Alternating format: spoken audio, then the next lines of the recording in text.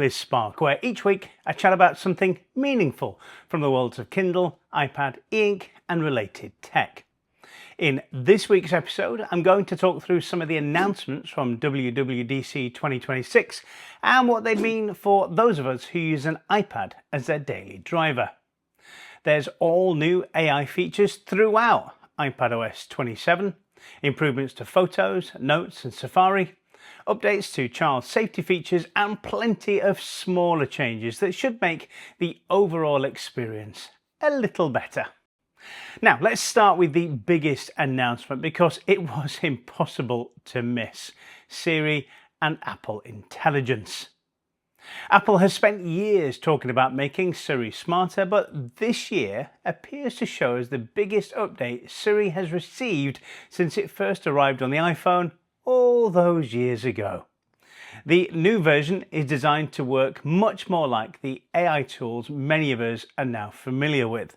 There's a dedicated Siri app, conversations can continue across devices, and Siri is able to understand far more context than before.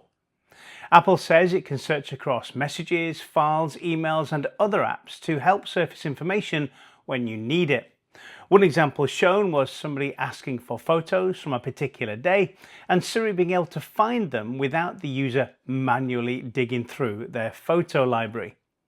The idea is that Siri becomes less of a voice assistant and more of a general assistant that can help across the entire operating system.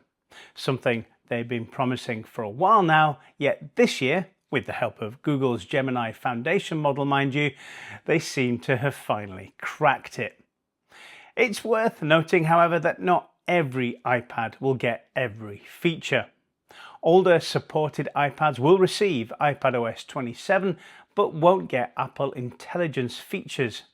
M1 devices and newer will get Apple Intelligence, while some of the most advanced Siri features are reserved for newer hardware with more memory, including M4 powered iPads. So, what kind of things are we talking about? Notes is gaining AI powered summaries, writing assistant, translation tools and help turning rough notes into more polished documents. Safari gains some interesting additions too. It can organize tabs by topic and includes a new Notify Me feature that can monitor a web page and alert you when something changes. That could be useful if you're waiting for a product to come back in stock or keeping an eye on travel prices. Passwords is getting a major update as well. If one of your passwords has been compromised, Apple says the app will be able to log into the website, change the password for you and then update it in Passwords. And that's one of the clearest examples of a more agentic version of AI, where it isn't just giving you information, it's actually carrying out a related task. Apple is also bringing intelligence into shortcuts. Rather than manually creating a shortcut step by step, you'll be able to describe what you want and have iPadOS create it for you. And as someone who's never really invested the time to learn shortcuts properly, I can see the appeal of that. The Photos app is also getting some significant updates. Apple has expanded its AI-powered editing tools with new extend and reframe options. Reframe allows you to reposition an image after it's been taken, while the system intelligently fills in the missing parts of the photograph. And extend can generate additional background around an image, helpful if you need a better crop or indeed a different size. Apple has also improved the existing and, quite frankly, useless cleanup feature, which looks like it will do a much better job of removing unwanted objects and distractions from photographs without turning your image into something painted by Salvador Dali. What makes these tools particularly useful is that they work on existing photos. You don't need to have taken the image on a specific device to take advantage of them. Another area receiving attention is the user interface itself. Last year's introduction of liquid glass proved a little divisive. Some people loved the translucent appearance while others found it difficult to read. I sit in the latter group. I very much dislike it. However, Apple, thankfully, is giving us more control. iPadOS 27 includes a slider that allows you to adjust the transparency of the interface, making it either more glass-like or more solid, depending on your preference. I know which way I'll be going. What about you? The menu bar on your iPad now has the option to stay visible, and the active app name will now appear in the status bar. iPhone apps can be resized properly, even if the developer hasn't created a dedicated iPad version. Apple also says app launches, AirDrop, file browsing and external drive transfers should all be faster. Generally, performance across the system has been improved. They're not the sort of features that people get excited on social media about, but they're often the changes you notice the most when you're using a device every day. The final area I want to touch on is child safety. Apple dedicated a surprisingly large portion of the keynote to this, and for parents, it could be one of the more important parts of the update. Screen time has been expanded with additional reporting and controls, allowing parents to better understand how their children are spending time on their devices. There are new Ask to Browse and Ask to Download features that allow children to request access to websites and apps.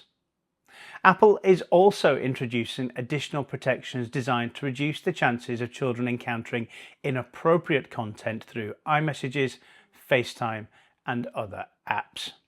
So, that's a quick rundown of some of the biggest iPad-related announcements from WWDC 2026. As always, we'll need to spend some time with the software before we know how well these features work in the real world, but on paper at least, Apple has focused on making everyday tasks a little easier across the operating system. So what's my overall impression? I think iPadOS 27 looks promising, although it's difficult to judge software properly until, like I said, we've all had a chance to use it. The obvious headline is Siri and Apple's renewed push into AI. After years of feeling well behind the curve, Apple finally seems to have a response to the likes of ChatGPT, Gemini and Claude.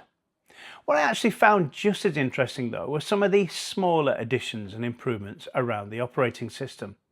Things like smarter shortcuts, the new photo editing tools, improvements to Safari and even the changes to passwords all feel like practical features that people might genuinely use. As someone who uses an iPad as my main computer, that's what I'm most interested in seeing. Not whether Apple can put AI into everything, but whether these new features actually make the iPad easier and more enjoyable to use. And that's where some of the smaller improvements could end up mattering just as much as the headline features. If apps open faster and AirDrop becomes more reliable, that will definitely improve my workflow.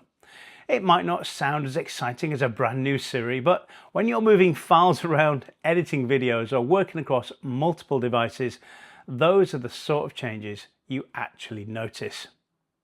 Also, is Apple going to open up some of those features to third-party apps like Brave, Spark Mail or Fantastical? Because those are the apps that I use every day, often instead of Apple's own apps. So I'd really like to see some of these new capabilities make their way beyond Apple's first-party apps. If that happens, it could make these features much more useful for people who don't live entirely inside Apple's own ecosystem. I'd love to know what stood out to you from WWDC. Was there a particular feature that caught your attention? Are you excited about the new Siri? Or are you interested in some of the smaller improvements spread throughout iPadOS 27? Please let me know in the comments. Now, if you enjoyed the video, please consider subscribing, and if you'd like to support the channel, you can buy me digital coffee using the QR code on screen or the link in the description. Thanks for watching. I'm Mark from the Weekly Spark, and I'll see you in the next one.